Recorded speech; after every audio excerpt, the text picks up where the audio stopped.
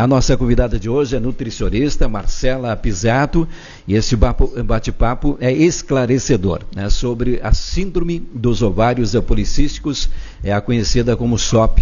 Essa condição ela afeta milhões de mulheres no Brasil e também no mundo, trazendo diversos desafios não só para a saúde reprodutiva, mas também para o bem-estar geral e a qualidade de vida. Nós vamos entender melhor o que é, justamente como a alimentação ela pode ajudar no controle dos sintomas e quais orientações são essenciais para quem convive com essa síndrome.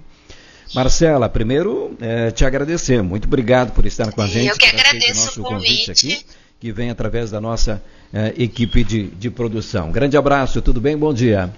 Bom dia, eu que agradeço o convite, fico muito feliz de estar aqui com vocês hoje. Que bom.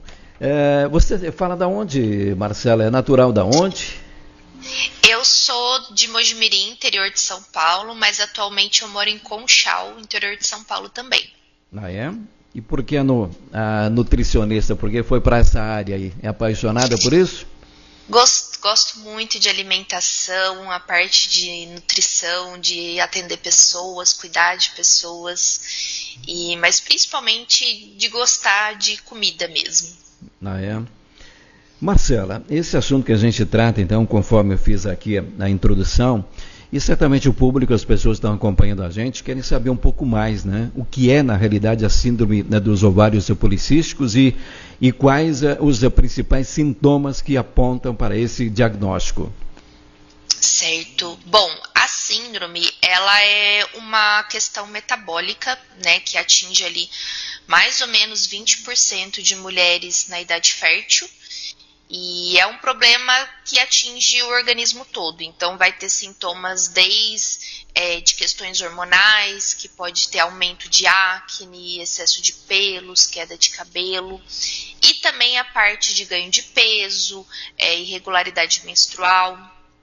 Pode causar ali a condição de ovários policísticos, né? Não são todos os casos que vão ter, apesar do nome, né? Mas grande parte tem esse sintoma também. Mas é um problema de saúde crônico, então não existe uma cura, mas com controle, né? Com auxílio médico, com auxílio de nutricionista, a gente consegue ter controle de sintomas para a pessoa ter qualidade de vida. Sim. Que causas, né? Quais são as causas, né? Tem alguma influência assim, genética, né? Hormonal, o próprio estilo de vida das pessoas ou não? Sim, várias coisas juntas, na verdade, e ainda está sendo estudado quais são as possíveis causas, mas existe causa genética, existe causa do estilo de vida, né, de hábitos de vida, de alimentação, de atividade física, mas tem forte influência genética também. Uhum. Alguns fatores, por exemplo, de risco, assim, até para a gente entender um pouco. Fatores de risco para levar essa doença. Exato, isto. Tá. A parte de estilo de vida, da alimentação, porque quem tem essa condição geralmente tem resistência à insulina, que é uma condição que, quando não bem tratada, pode levar a outras doenças, diabetes, né, a pré-diabetes, problemas de hipertensão também. Então, o cuidado tem que ser desde aí. Quando não bem cuidado, pode sim se desenvolver a síndrome do ovário policístico. Então, é um fator de risco grande, mas tem forte influência genética também. E a alimentação, assim, ela pode, na realidade, influenciar aí na própria prevenção também, no controle dos sintomas, ou Marcela? Sim. A parte da alimentação, não existe uma única exclusiva alimentação para todas, né? Para todas as pessoas que já desenvolveram a síndrome. Porém, a gente tem que considerar cada caso. Como essa síndrome é muito ampla, então existem muitos sintomas diferentes, existem formas diferentes de se manifestar em cada organismo, a alimentação também vai ser diferente. Então a gente precisa considerar quais são os sintomas que a pessoa tem, quais são os objetivos, se ela quer perder peso, qual sintoma ela quer controlar no momento, se ela deseja engravidar ou não, que também é uma questão muito forte, a dificuldade para engravidar nessas mulheres, porque tem uma taxa de ovulação menor, né, então acaba tendo uma dificuldade para engravidar. E muitas acabam descobrindo esse diagnóstico quando vão tentar engravidar. Então é um público bem forte também as tentantes, né, que estão tentando engravidar. Então a gente tem que considerar todo esse contexto para planejar uma alimentação melhor para ela. Mas basicamente é uma alimentação mais saudável, com mais frutas, legumes, verduras, bastante fibra, carnes magras, gorduras boas também. Mas quanto mais micronutrientes, né, de frutas, legumes, melhor. Só que a gente tem que considerar o contexto dessa pessoa também. Onde ela mora, o que ela está habituada a comer, o que ela vai conseguir sustentar por mais tempo. Então, qual alimentação que ela vai conseguir manter por mais tempo. Porque não adiantaria fazer uma alimentação extremamente restrita por um curto período de tempo, não vai ter um bom resultado a longo prazo. O ideal é uma coisa que ela consiga levar por mais tempo. Sim. Mas aí entra uma situação também, Marcela, que a gente, é claro, vai para um outro caminho, mas ela, com certeza, ela tem que ser, eu acho que corre ao paralelo, né, com o que a gente está falando, que a alimentação, muitas vezes, a grande maioria, uma boa parte da população, ela não pode escolher, né? Porque ela passa fome, né? Ela come aquilo que tem na mesa também, né? E de repente, e às vezes sem o próprio conhecimento, né? Então a gente precisa também entender esse processo, né? De como conseguir casar isso e aliar realmente para que lá na frente não tenha problemas. Com certeza. E isso em diversas doenças, na verdade, né? Seja uma diabetes, seja uma síndrome do ovário policístico. Eu atendo muito pessoas de diversos locais, né? Do Brasil, de fora também. Então, considerar o local que a pessoa está, qual que é a cultura alimentar daquele local, o que ela tem condição de fazer é muito importante. Né? Então, considerar o que a pessoa tem disponível na região, o que ela tá, né? O que ela pode comprar, o que ela pode adquirir de alimentação para adaptar para esse caso. Então, por isso que eu digo que não é uma alimentação igual para todo mundo. Realmente é pegar o que a pessoa tem disponível, o que ela consegue fazer e adaptar em cima disso. Sim. Você citou antes alguns alimentos assim que podem ser priorizados, né? E tem alguns que devem ser evitados, Marcelo? Num contexto geral, sim. Evitar uma grande quantidade de açúcar é bem importante. Então, alimentos com muito açúcar, em grande frequência, em grande quantidade, devem ser evitados. Não necessariamente ser retirados, mas evitados num contexto geral. Muita alta quantidade de carboidrato também tem que ter um cuidado. Então, isso principalmente. Você citou da importância, né, de entender de que cada paciente, né, é diferente, né? E é por isso que é necessário ter o profissional, né, da sua área, né? Qual é a importância desse acompanhamento, né, justamente desse profissional? Bom, a parte da alimentação é sempre exclusiva do nutricionista. Então, é importante ter o acompanhamento médico, porque pode ter casos que precisam de medicações também.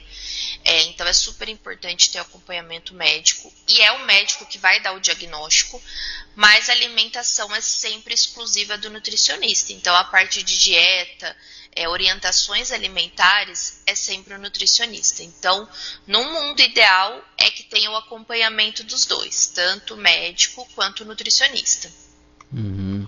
E além justamente dessa questão que a gente fala da alimentação, quanto ela é importante ter os cuidados, mas também outros hábitos de vida, eles podem ajudar também no tratamento?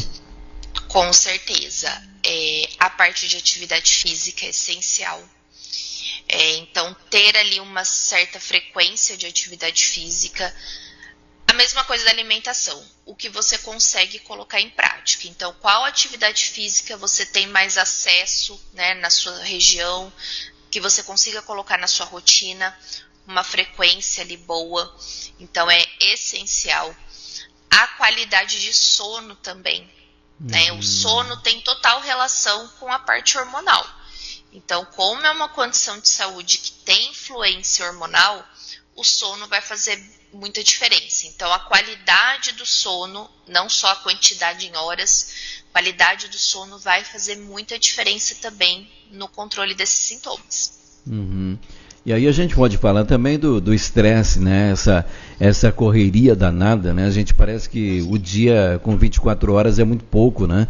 E a gente vive correndo, né? Parece não ter tempo para a gente, né? Para a nossa saúde, né? Para a nossa saúde mental, que aliás são problemas seríssimos, né? Que a gente enfrenta, aí, como a ansiedade, a depressão. Certamente isso compõe e acelera certamente para agravar a doença, não é?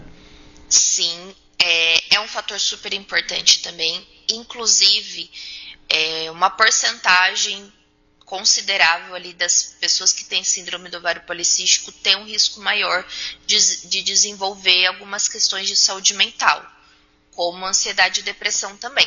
É bem comum. Não se sabe exatamente ao certo o porquê disso, né? Ainda está em estudo, mas tem um risco maior sim em desenvolver.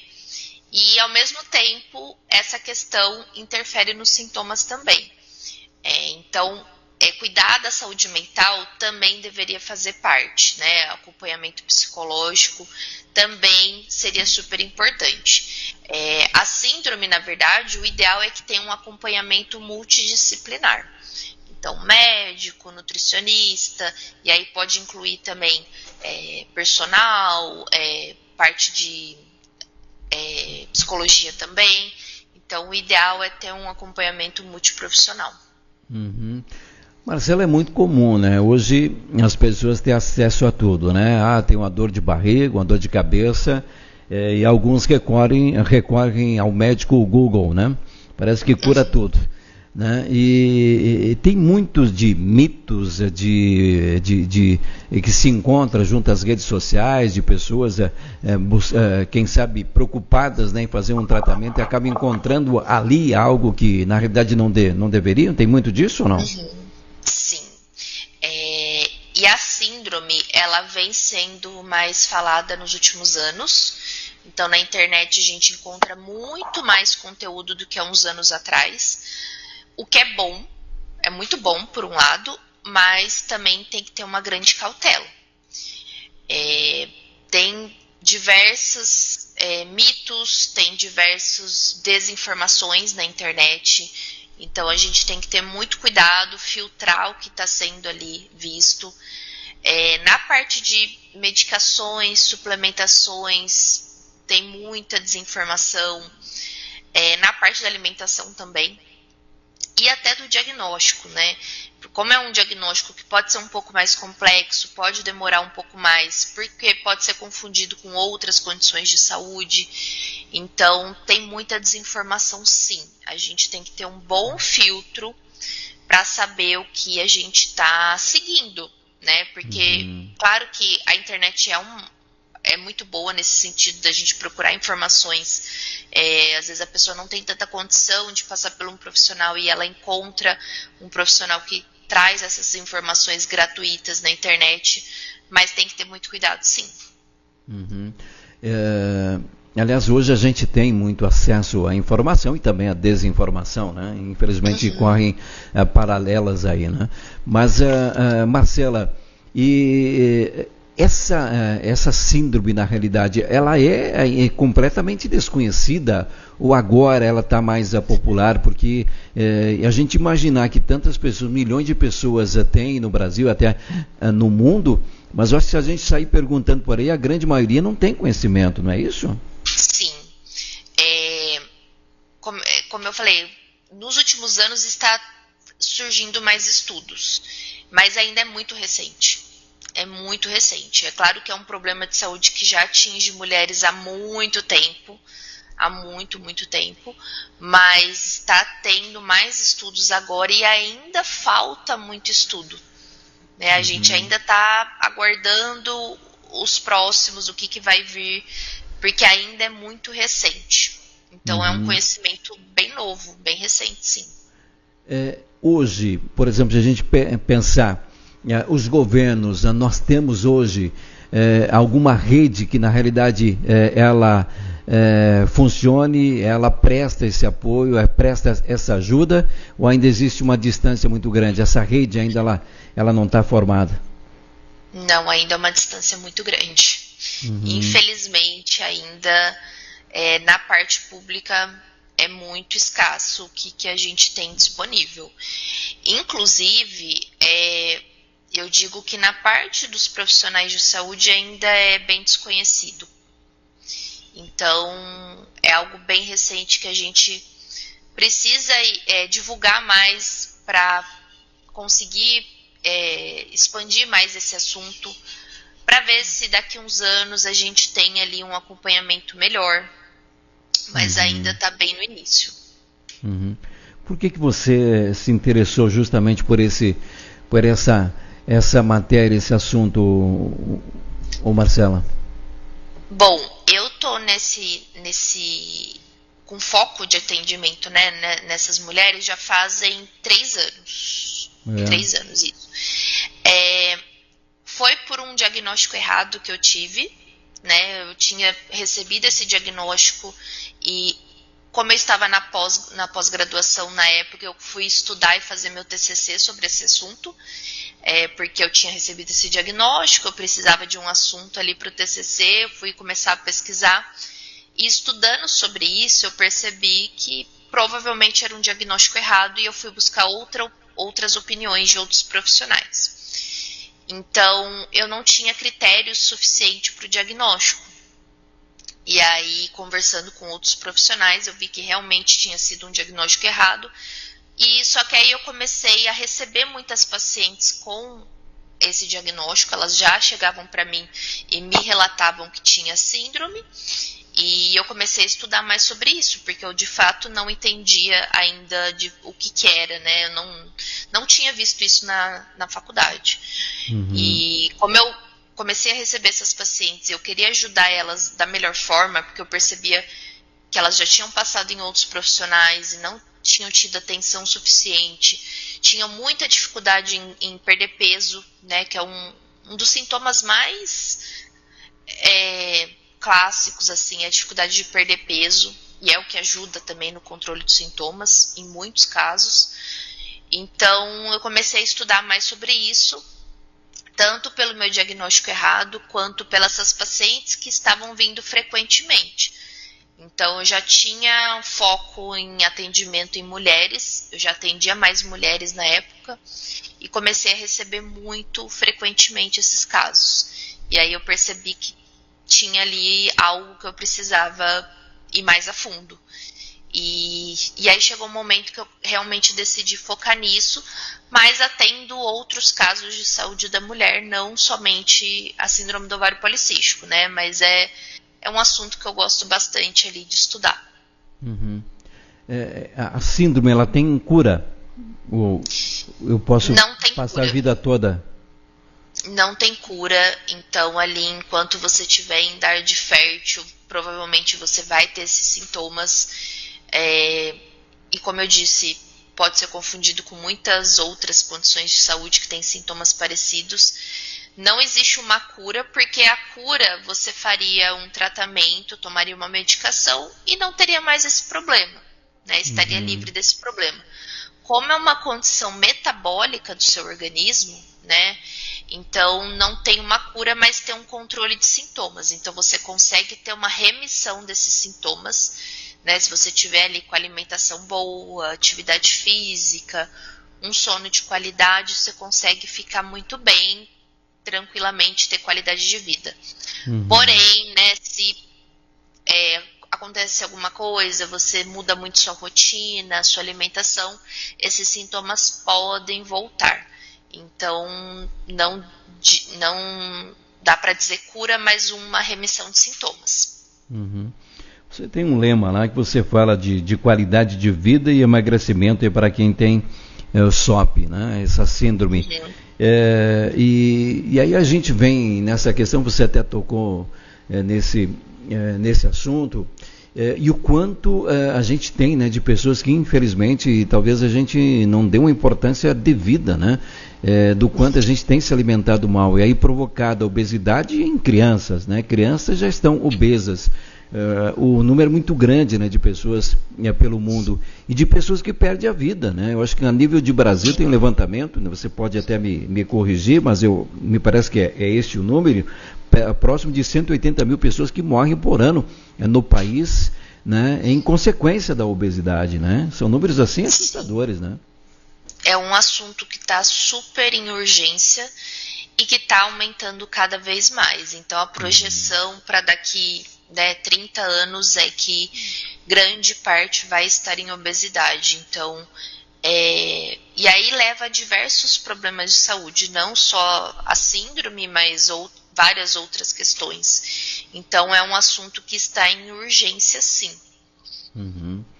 E, Marcelo, eu acho que a profissão de vocês, ela é cada vez mais valorizada, né? Se a gente voltar no tempo, talvez não se tinha este valor tão que a gente hoje enfatiza muito, né? Da importância. Hoje o nutricionista, ele está na vida da gente, né? Ele está lá na empresa, né? Hoje preocupada lá o empresário de ter um profissional também hoje no quadro funcional, justamente para preocupado com a saúde, né, alimentar, né, do empregado, enfim, porque é esse empregado que ele vai render mais lá na frente, vai ter qualidade, né, no seu trabalho. Eu acho que a tua profissão, cada vez mais a gente vê da importância e da valorização que é devida, né? Cresceu muito nos últimos anos a nutrição. Muito mesmo. E tem muitas áreas, né, que a gente pode trabalhar, desde o restaurante industrial, o restaurante das empresas, restaurante comercial também, hospitais, o nutricionista está muito presente. E na nutrição clínica de atendimento também vem crescendo muito. Antigamente era somente ali no plano de saúde, tinha um ou outro. Agora a gente vem aumentando muito e nichando também. Então, antes o nutricionista era muito geral, então atendia todos os casos. Hoje, os profissionais vêm se especializando em áreas mais específicas. Então, tem o nutricionista do esporte, e mesmo do esporte, às vezes se especializa em determinada área. Tem o nutricionista da mulher, tem o nutricionista da oncologia, tem o nutricionista das crianças, da seletividade alimentar. Então, está muito mais especializado e isso é muito bom. Uhum. Porque você encontra ali o profissional para o seu caso específico.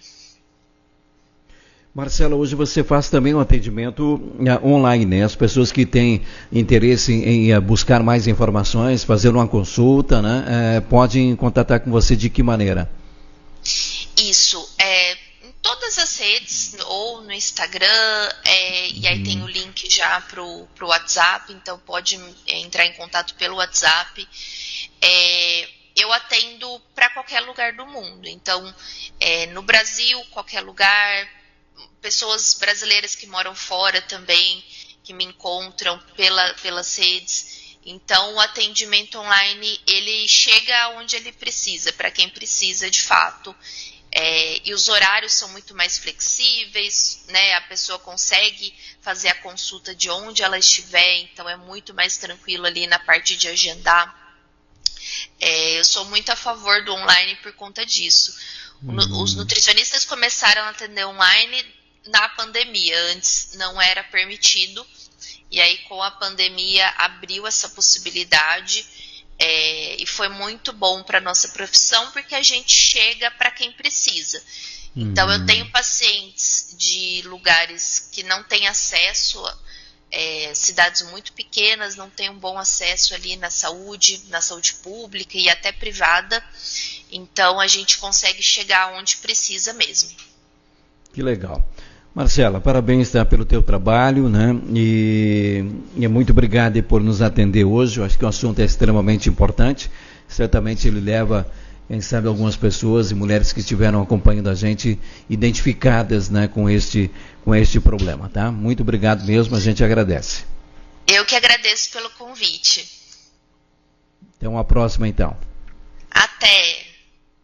Tá certo. Tá aí, portanto, a Marcela Pisato, ela é nutricionista, e a gente tocou, e ela trouxe alguns esclarecimentos, falando um pouco mais da síndrome dos ovários policísticos, tá, pessoal?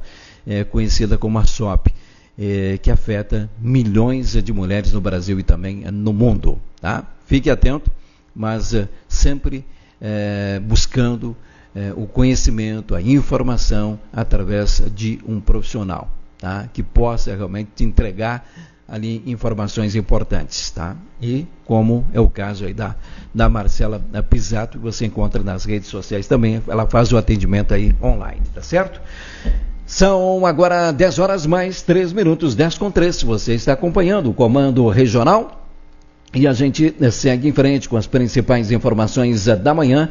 Eu faço intervalo comercial, voltamos já já com mais detalhes. É o Comando aqui na Rádio Ibiruba. A gente cuida muito bem do seu dinheiro e melhor ainda da sua empresa. Por isso, além de contar com Pix, emissão e pagamento de boletos, cartão empresarial,